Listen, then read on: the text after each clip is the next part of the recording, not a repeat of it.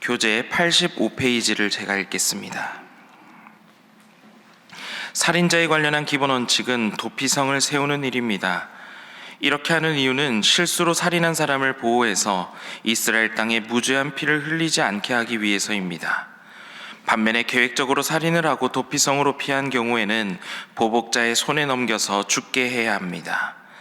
증인을 채택할 때에는 2이나 3명으로 하고 거짓말하는 사람은 판결에 따라 치리하여 본보기로 삼습니다. 20장에서는 전쟁할 때의 마음 자세와 집으로 돌려보내는 자의 원칙을 다루고 화평의 규정을 선포합니다. 또한 이스라엘 백성이 수목을 다루는 방법을 말씀합니다.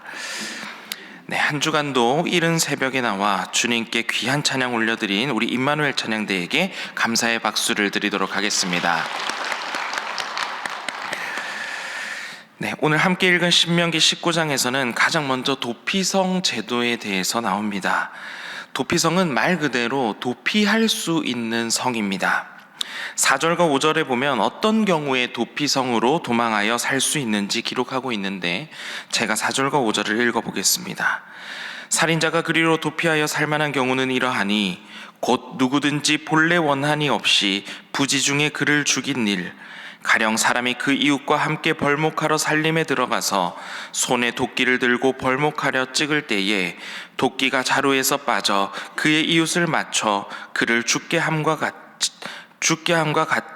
같은 것이니라. 이런 사람은 그 성읍 중 하나로 도피하여 생명을 보존할 것이니라. 아멘. 살인에 대한 문제는 10계명에서도 6계명으로 살인하지 말라라고 하나님께서 분명히 금지하고 있는 우리가 꼭 지켜야 하는 계명 중에 하나입니다. 그런데 의도를 가지고 다른 사람을 죽인 것이 아니라 부지 중에, 즉 실수로 사람을 죽게 한 경우에 살 수 있는 길을 도피성을 통해 마련한 것입니다. 분명 살인한 것은 잘못한 일이 맞지만 5절 말씀에 나오는 것처럼 도끼가 자루에서 빠져서 이웃을 죽게 한 경우에는 의도적으로 살인을 하려고 한 행위가 아니기 때문입니다. 실수나 사고로 사람을 죽인 자는 재빨리 도피성으로 도피하여 그곳으로 가게 되면 살 수 있게, 그래서 그곳에서 공정한 재판을 받을 수 있도록 그렇게 만든 제도가 바로 도피성 제도인 것입니다. 당시 사회는 사람을 다치게 하거나 죽음에 이르게 하면 피해 보복이 너무나 당연한 사회였습니다. 생명에는 생명으로, 눈에는 눈으로, 이에는 이로. 이 말은 조금은 잔인하게 들릴 수 있습니다. 그런데 당시 사회에서는 무자비하게 피해 복수를 했던 시대라는 것을 우리는 감안해야 됩니다. 한 대 맞으면 배나 그 이상으로 보복하던 것이 당연한 시대였습니다. 그래서 눈에는 눈, 이에는 이 말씀은 받은 그대로 돌려주라라는 의미보다는 과잉 보복에 대한 금지로 이해를 하시면 되겠습니다. 특히나 살인과 같은 일이 벌어졌을 때에는 더 큰 일이었습니다. 한 명의 살인이 더 큰 살인을 부르게 되고 복수가 복수가 꼬리를 물면서 그 악순환이 계속되며 수많은 사람들이 죽거나 다치는 일이 발생할 수 있기 때문입니다. 특히 실수나 부지간에 이루어지는 살인에 대해서는 보호받을 수 있는 방법이 없었는데 도피성 제도는 이러한 사람을 보호해 줄 수 있는 중요한 제도였습니다. 생명을 존중하고 생명을 보호해 주시며 생명을 소중히 여기시는 하나님의 마음이 담겨져 있는 제도가 바로 도피성이었던 것입니다. 오늘날에도 당연히 살인을 해서는 안 됩니다. 그런데 살인을 하지 않았다, 딱 문자 그대로의 수준을 넘어서서 오늘 도피성 제도에 담겨 있는 그 의미처럼 한 생명을 정말로 소중히 여기시고 아끼시며 보호하시는 그 하나님의 마음을 우리는 느낄 수 있어야 합니다. 과연 오늘날을 살아가는 우리도 하나님처럼 우리가 생명을 사랑하고 존중하고 보호하면서 살아가고 있는지 돌아볼 수 있어야 합니다. 하지만 안타깝게도 오늘날에도 여전히 피해 보복이 있습니다. 전쟁에 의한 대량 살상이 여전히 이루어지고 있으며 뉴스를 보면 보복 테러 또한 당연한 것처럼 이루어지고 있습니다. 이전보다 무기가 발달하면서 폭탄과 같은 무기로 무고한 생명들이 무참히 죽어가는 모습을 우리는 뉴스를 통해 접할 수 있습니다. 다른 나라의 일입니까? 그러면 우리나라는 어떻습니까? 나와 특별한 원한 관계가 없는데도 사회에 대한 불만으로 사람을 죽이는 묻지마 살인이 우리 주변에도 여전히 일어나고 있습니다. 예나 지금이나 생명을 가볍게 여기는 사회 풍조 속에 우리는 살아가고 있는 것입니다. 이러한 뉴스들을 볼 때, 이러한 사건 사고를 접하게 될 때 여러분의 마음은 어떠십니까? 하나님의 통치를 바라고 기대하는 마음으로 애타게 기도하고 중보하고 계십니까? 여러분 기억하시기 바랍니다. 모든 생명은 하나님의 것입니다. 모든 생명은 존중받아야 하며 모든 생명은 보호하고 사랑해야 합니다. 세상의 모든 생명을 사랑하고 존중하고 보호하는 일에 힘쓰며 이를 위해 기도하는 성도들 되시기를 바랍니다. 첫 번째 기도 제목입니다. 이 땅의 모든 전쟁이 그치고 하나님의 평화가 임하게 하옵소서. 이 땅의 모든 전쟁이 그치고 하나님의 평화가 임하게 하옵소서.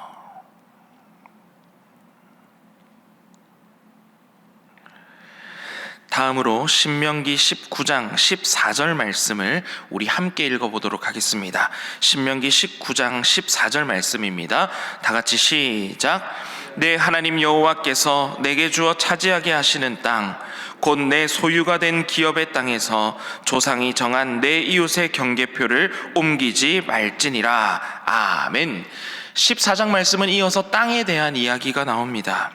땅에 대한 이야기를 시작하기 전에 분명한 것 한 가지만 정리하고 넘어가도록 하겠습니다.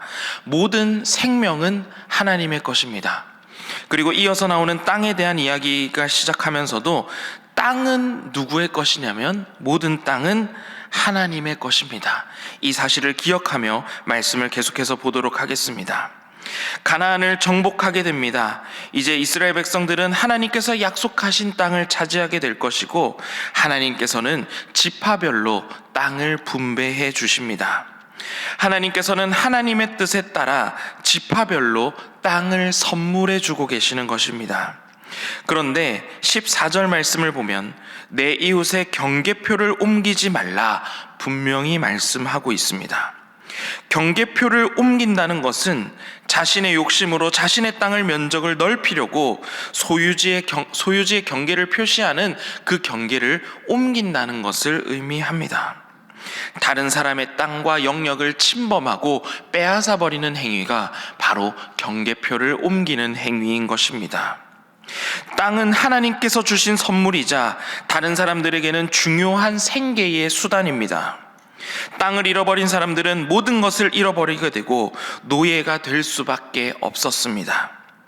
경계표를 옮기지 말아야 할 이유는 첫 번째로는 다른 사람의 생존을 위협하고 위태롭게 만드는 행위이기 때문이고, 또 가장 중요한 이유는 하나님께서 주신 선물을 자기 마음대로 빼앗는 것, 즉 하나님의 것을 빼앗는 행위인 것입니다. 10계명의 8계명 도둑질하지 말라, 9계명 내 이웃에 대하여 거짓 증거하지 말라, 그리고 10번째 계명 내 이웃의 집을 탐내지 말라. 경계표를 옮기는 것은 하나님의 명령에 불순종하는 행위인 것입니다. 그렇다면 어떻게 사는 것이 바르게 사는 삶일까요? 다른 사람의 것에 욕심 부리지 말고 하나님께서 다른 사람에게 주신 것들을 침범하거나 빼앗지 말고 하나님께서 나에게 주신 것들을 기억하며 감사하고 자족하며 살아가는 것이 그리스도인들의 바른 삶의 모습인 것입니다. 다른 사람의 것을 탐내고 부러워하며 욕심내며 살아가는 것이 아니라 하나님께서 내게 주신 것을 감사하며 이웃과 함께 아름답게 공존하며 살아가는 것이 하나님 기뻐하시는 삶의 모습인 것입니다. 그래서 두 번째 기도 제목입니다. 하나님 내게 주신 것에 감사하며 이웃과 아름답게 공존하며 살게 하소서입니다. 하나님 내게 주신 것에 감사하며 이웃과 아름답게 공존하며 살게 하소서.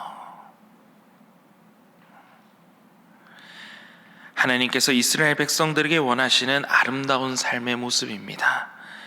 이웃의 것을 욕심내고 탐내지 말고 하나님 내게 주신 것을 만족하고 자족하며 이웃과 아름답게 공존하며 살아가는 우리 모두가 되시기를 축복합니다. 계속해서 신명기 20장 말씀 보도록 하겠습니다. 20장부터는 앞으로 계속해서 읽어나갈 29장까지는 이제 요단강을 건너 가나안 땅을 정복해 나갈 때 적군들과 어떻게 싸워야 할지, 그리고 어떻게 가나안 땅에서 믿음의 백성으로 살아갈지 그 방법에 대해서 가르쳐 주고 있는 말씀입니다. 먼저 20장 1절 말씀 우리 함께 읽어보도록 하겠습니다. 20장 1절입니다. 다 같이 시작. 내가 나가서 적군과 싸우려 할 때에 말과 병거와 백성이 너보다 많음을 볼지라도 그들을 두려워하지 말라. 애굽 땅에서 너를 인도하여 내신 내 하나님 여호와께서 너와 함께 하시느니라. 아멘. 두려워하지 말라 말씀하면서 하나님께서 너와 함께 하신다 말씀하고 있습니다. 적군의 말, 적군들이 가지고 있는 병거, 적군의 그 수많음을 본다 할지라도 두려워하지 말고 하나님을 바라보라 말씀하고 있는 것입니다. 전쟁을 앞둔 자들에게 군사력을 신뢰하지 말고 군사력을 바라보고 있지 말고 이스라엘을 위해 대신 싸워주시는 그 전쟁 위에 전쟁을 승리로 이끄실 그 하나님을 바라보라. 그리고 두려움을 이겨내라 말씀하고 계신 것입니다. 이는 오늘날을 살아가는 우리에게 있어서도 마찬가지입니다. 내 힘과 능력을 의지하고 신뢰하기보다 하나님을 신뢰하며 살아가시기 바랍니다. 두려움의 대상을 바라보고 두려움의 대상만 가만히 바라보고 있는 것이 아니라 두려움 넘어 승리를 주실 하나님을 바라보시기 바랍니다.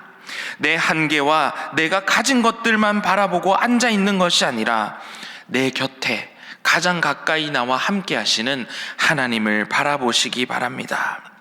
다윗은 골리앗과 싸우러 나갈 때 골리앗의 키가 어떻고 골리앗은 어떤 무기를 들었으며 얼마나 강력한 사람인지 골리앗을 바라보고 있지 않았습니다. 다윗은 하나님을 바라보고 하나님을 묵상하는 가운데 전쟁터로 나아가는 것을 우리는 잘 알고 있습니다. 문제만 바라보고 문제만 묵상하는 것이 아니라 하나님을 바라보고 묵상하시기 바랍니다.